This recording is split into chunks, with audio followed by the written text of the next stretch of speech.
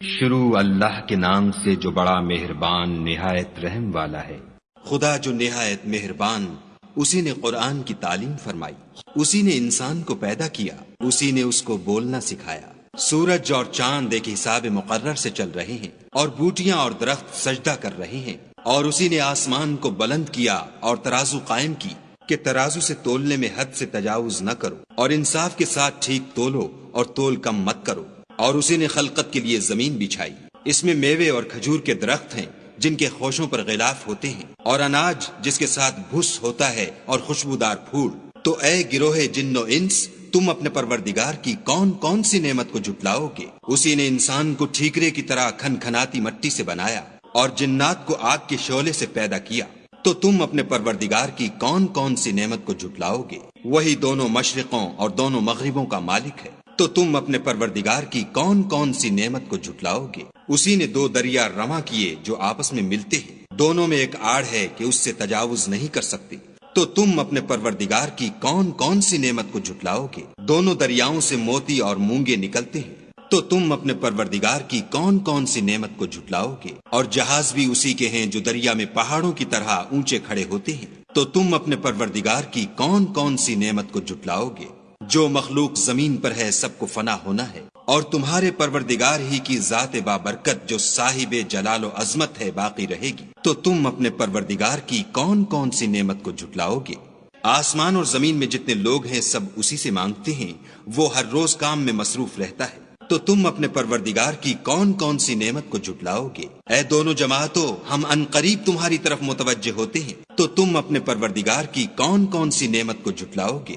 اے گروہ جن و انس، اگر تمہیں قدرت ہو کہ آسمان اور زمین کے کناروں سے نکل جاؤ تو نکل جاؤ، اور زور کے سوا تو تم نکل سکنے ہی کے نہیں۔ تو تم اپنے پروردگار کی کون کون سی نعمت کو جھٹلاؤ گے؟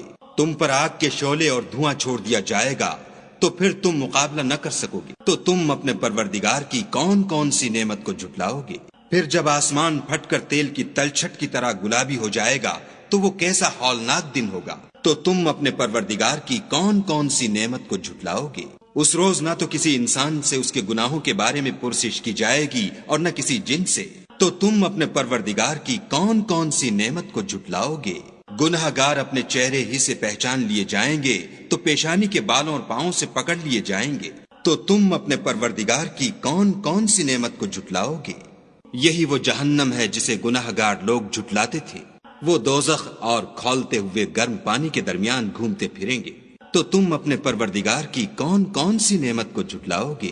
اور جو شخص اپنے پروردگار کے سامنے کھڑے ہونے سے ڈرا اس کے لیے دو باغ ہیں۔ تو تم اپنے پروردگار کی کون کون سی نعمت کو جھٹلاؤ گے؟ ان دونوں میں بہت سی شاخیں یعنی قسم قسم کے میووں کے درخت ہیں۔ تو تم اپنے پروردگار کی کون کون سی نعمت کو جھٹلاؤ گے؟ ان میں دو چشمے بہ رہے ہیں۔ تو تم اپنے پروردگار کی کون کون سی نعمت کو جھٹلاؤ گے؟